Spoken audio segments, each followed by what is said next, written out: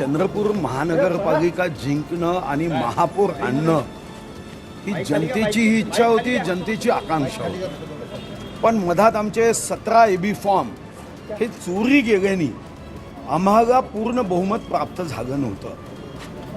काँग्रेसला सुद्धा पूर्ण बहुमत प्राप्त झालं नव्हतं, स्पष्ट बहुमत प्राप्त झालं नव्हतं। पण आमच्यापेक्षा थोड्या जास्त जागा त्यांच्या होत्या।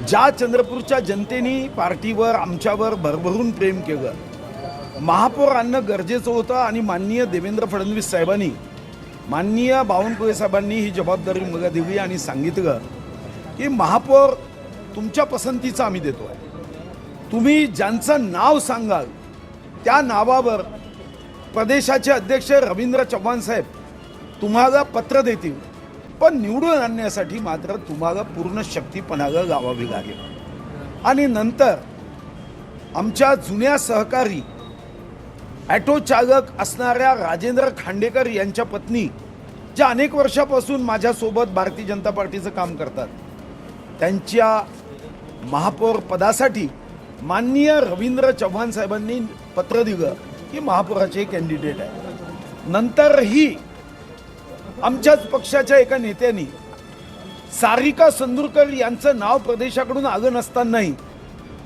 त्यामध्ये खोडा घालण्याचा प्रयत्न केला। प्रश्न उपस्थित झाला होता, वातावरण संशयास्पद झालं की भारतीय जनता पार्टीमध्ये प्रदेश अध्यक्षांनी दिलेल्या नाव्याव्यतिरिक्त दुसऱ्या एका नगरसेविका उमेदवाराचं आवेदनपत्र भरलं गेलं। अनेक शंकास्पद वातावरणाने आम्हाला थोडी चिंता होती। पण त्यानंतर सारी 2 दिवस 3 दिवस या संदर्भामध्ये इतर नगरसेवक, अपक्ष नगरसेवक, उभाटाचे नेते संदीप गिरे, प्रशांत दानव, श्री नंदू नागरकरजी यांच्याशी सातत्याने या संदर्भातील चर्चा होती आणि चर्चेचा सूर होता की आपल्या सर्वांना चंद्रपूरचं देणं लागतं। चंद्रपूरच्या विकासाला जर भारतीय जनता पार्टीचा महापौर नसेल तर केंद्रातला राज्यातला निधी आणण्यामध्ये अनंत अडचणी येतात। आपलं शहर महाराष्ट्राच्या शेवटच्या टोकावर आहे आणि शेवटच्या टोकावर असणारी या शहराचं महत्त्व आहे। महाराष्ट्राचं वर्णन चांद्यापासून बांद्यापर्यंत केलं जातं। चांद्या विना महाराष्ट्रामध्ये आपण कधीही कल्पना करू शकत नाही आणि म्हणून इथं आपला महापौर उपमहापौर असणं गरजेचं आहे आणि त्या दृष्टीने मग त्यांनीही सकारात्मक सहभाग दिला। लाख बुरा चाहे तो क्या होता है असंच आपण अनुभवलं। काही लोकांना वाटत होतं की भाजपचा महापौर होऊ नये, पण जनतेच्या विकासासाठी हा मला वाटतं की आम्हाला इतर पक्षीय नेत्यांनी सहकार्य केलं, महापौर उपमहापौर झाला आणि त्या नेत्यांना सुद्धा आम्ही विश्वास दिला की आम्ही विकासासाठी कुठेही कमी पडणार नाही, पूर्ण शक्तीने विकास करू। मुख्यमंत्री देवेंद्र फडणवीस आणि उद्धव ठाकरे यांची चर्चा झाल्याची माहिती या संदर्भात होती, काय सांगणार? नाही, मला याची काहीही माहिती नाही, कारण देवेंद्रजींनी अशी चर्चा झाल्याचं कधीही सांगितलं नाही आणि देवेंद्रजी उद्धव साहेबांशी बोलतात असं कधीही मला सांगण्यात आलेलं नाही। आता भाजपचा महापौर झालेला आहे, ते गुढ उघडून टाकायचे एबी फॉर्म कोणी चोरले होते? नाही, ते तर पक्ष आता त्याची चौकशी करताय।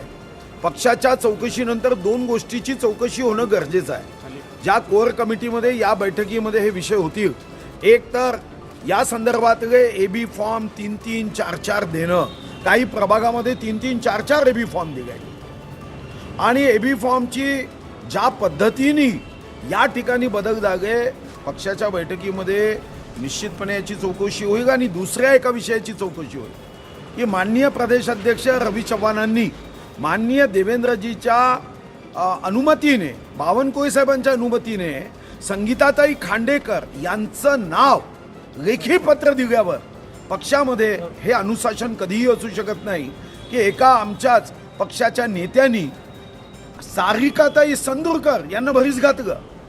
म्हणजे उद्या त्यांनी पक्षाचं अनुशासन हीनता करायची आणि कारण काय द्यायचं, तर पक्षाने दिलेल्या उमेदवाराचा अर्ज बाद झाला तर काय, मग तोच नियम त्यांच्या गटाचे उपमहापौर होते, त्यांचं नाव आलं तर तो नियम तिथेही लागायला पाहिजे होता, मग तिथेही दुसरा फॉर्म भरायला पाहिजे होता, पण असं झालं नाही। तुमचा अंगुली निर्देश किशोर जोरगेवारांकडे आहे का? तुमचा अंगुली निर्देश किशोर जोरगेवारांकडे आहे का? ऐसा समझने वाले को इशारा काफी है, जनता समझ गई और पत्रकार नहीं समझे तो यार कैसा होगा?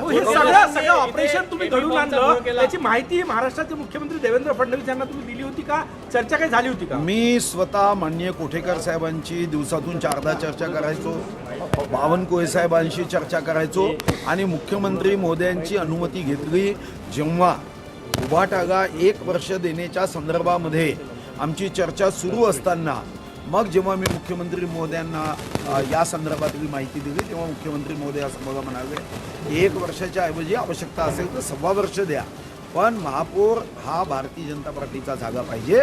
आपल्याला कोणत्याही परिस्थितीमध्ये पहिला महापौर दुसऱ्यांना देता येणार नाही, पण 1 वर्षाच्या ऐवजी 1.25 वर्ष तुम्हाला देता येईल. 3.25 वर्ष मात्र भारतीय जनता पार्टीचा महापौर